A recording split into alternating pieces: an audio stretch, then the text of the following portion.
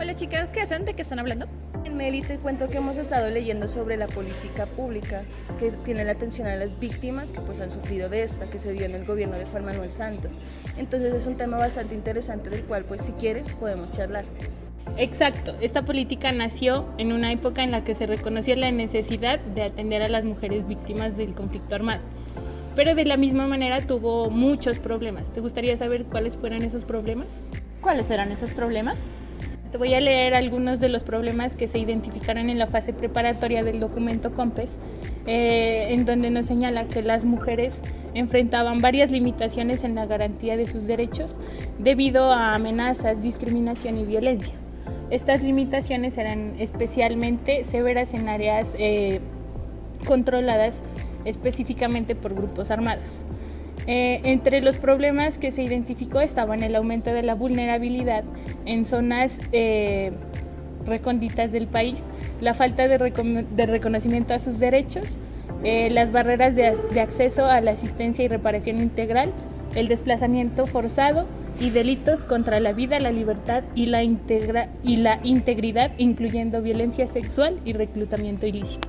Tenaz, estas mujeres han pasado por situaciones demasiado difíciles. ¿Y cómo se han abordado estas problemáticas? Sí, te cuento que el COMPES 3784 estableció varios actores principales para implementar esta política. Por ejemplo, la Unidad para las Víctimas se encargó de coordinar la atención, la asistencia y la reparación integral. El Ministerio de Salud y Protección Social se enfocó en garantizar el acceso a servicios de salud física y mental, especialmente para las víctimas de violencia sexual. También estaba la Procuraduría General del Estado y la Defensoría del Pueblo, quienes vigilan el cumplimiento de las obligaciones tanto del Estado y protegen los derechos de estas mujeres. Pero parece que hubo un esfuerzo considerable para coordinar entre diferentes instituciones. ¿Y qué estrategias se desarrollaron? Yo escuché que implementaron varias estrategias. Entre ellas está la atención prioritaria a mujeres cabezas de hogar, la inclusión de mujeres como beneficiarias en la oferta para la población desplazada y el diseño de planes y programas específicos para ellas.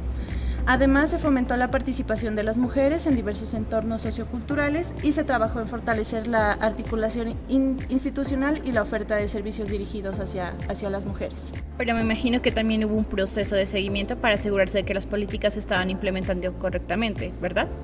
De hecho es así, el seguimiento se realiza mediante el Plan de Acción Paz que se actualiza semestralmente. Esto le permite a la política pública tener un balance preciso de los avances y hacer los ajustes necesarios en la implementación.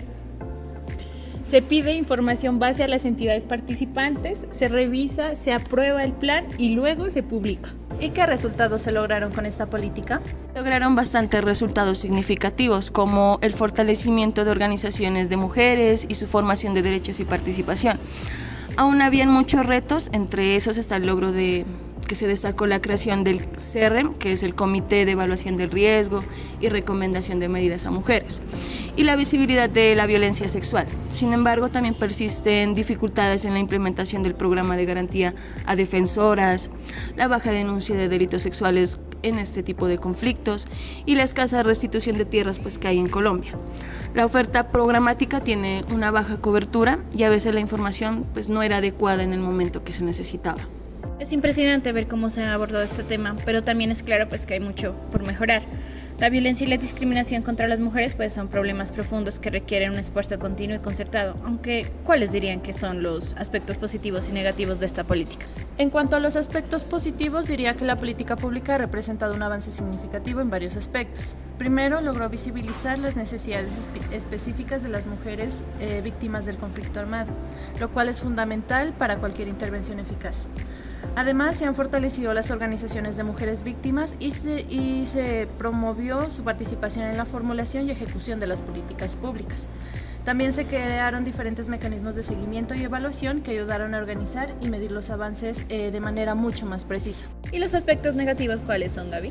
Y entre los aspectos negativos, uno de los principales retos fue la implementación efectiva en todo el territorio nacional. En muchas regiones, especialmente en las más afectadas por el conflicto, la política no alcanzó a cubrir todas las necesidades debido a los problemas de coordinación y recursos limitados. Además, la falta de información clara y oportuna para las víctimas y la baja calidad de atención que hubo en estos lugares, pues fueron obstáculos muy significativos. También, aunque se avanzó en la visibilidad de las víctimas pues, de violencia sexual, muchas mujeres aún enfrentan barreras como tabús, estigmas o el miedo y pues para denunciar a sus agresores. Y también la falta de conocimiento sobre sus derechos ha sido una gran problemática para que ellas puedan avanzar. Pues es un panorama complejo, pero pues es importante, ¿no? Reconocer que tanto los logros como los desafíos han sentado una base sobre la cual se puede seguir construyendo. Exactamente. La política COMPES 3784 del 2013 fue un paso muy importante, pero es crucial seguir trabajando para asegurar que todas las mujeres víctimas del conflicto armado puedan recuperar sus derechos y vivir con dignidad. Totalmente de acuerdo. Es un tema que merece toda nuestra atención y nuestro apoyo. De hecho, podríamos ir a hacerle una entrevista a una de las víctimas del conflicto armado. ¿Vamos? Sí, vamos.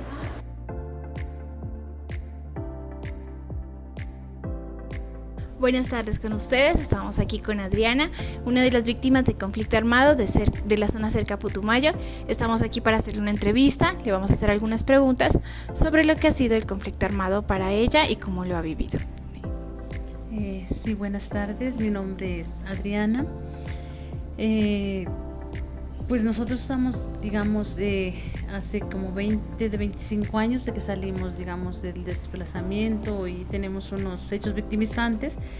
Pues en ese tiempo, o sea, cuando prácticamente se da, digamos, todo este tipo de violencias, nosotros no sabíamos ningún mecanismo a seguir, digámoslo, en cuanto a que, digamos, las ayudas humanitarias que habían, creo que no existían, y si las habían eran como muy esporádicas y nosotros en ese tiempo pues no era como muy o digamos factible, digamos, tener que decir que éramos desplazados, porque era mejor quedarse callados, o sea, por la misma violencia, ¿no?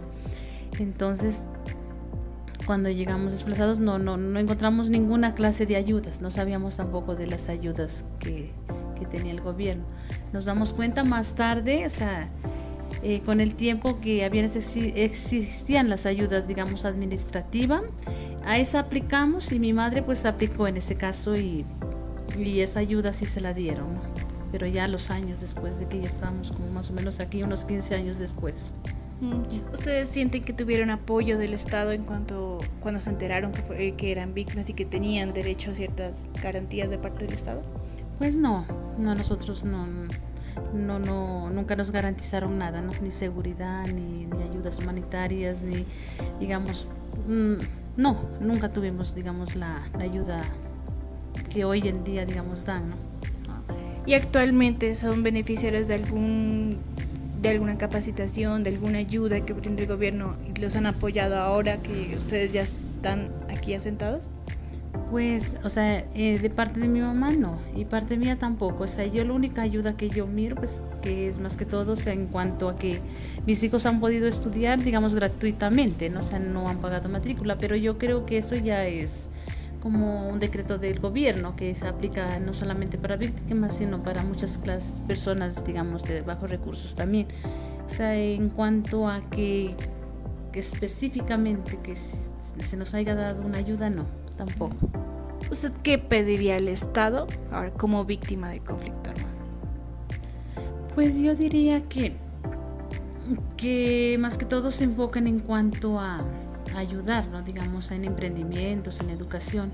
Pienso que a nosotros ya la edad que estamos, por ejemplo, muchas ya pasamos una edad, pienso que se debería capacitar más que todo para emprendimientos, ¿no? Que sería como,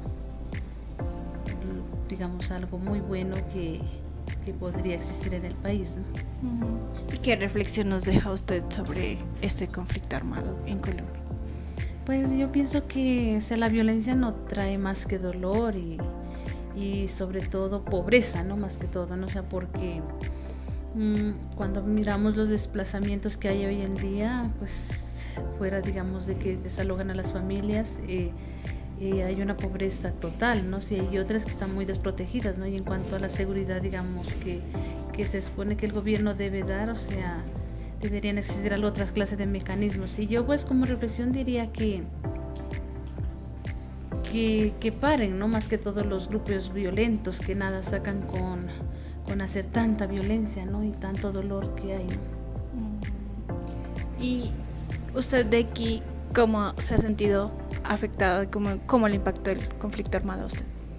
Pues verán, a nosotros mucho, porque además de que perdimos a mis 2 hermanos, creo que perdí también a mi madre, ¿no? O sea, porque mi madre, pues digamos, después de esto, imposible ha sido superar, ¿no? Ella prácticamente, digamos, vive en el ancianato por el problema mental de salud que tiene, ¿no? O sea, no, digamos, esta es una de las cosas, digamos, consecuencias que dejó esto, ¿no? O sea, y pues en eso es, digamos, de alguna manera desintegrar casi toda la familia, digámoslo así, ¿no?